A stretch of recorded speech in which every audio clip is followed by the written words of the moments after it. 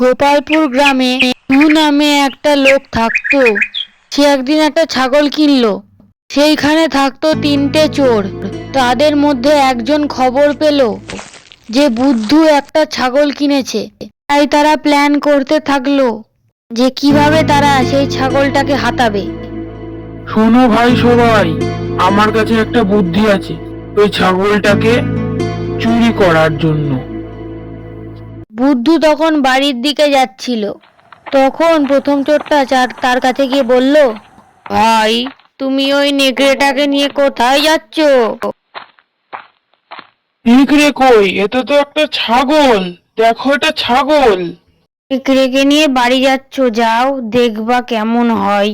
এ কি সমস্যায় পড়লাম রে বাবা! ছাগলকে দেখে কিনা বলে নেকড়ে! এ কেমন লোক! তারপরে সামনে কিছুটা যেতেই দ্বিতীয় চোরটা এসে বলে, এই যে ভাইয়া, তুমি ওই নেকড়েটাকে নিয়ে কোথায় যাচ্ছ? নেকড়ে? কোথায় নেকড়ে? আমি তো একটা ছাগল নিয়ে যাচ্ছি। তাহলে তোমার চোখে ছানি পড়েছে, দেখছো না একটা নেকড়ে, আর তুমি বলছো কিনা ছাগল।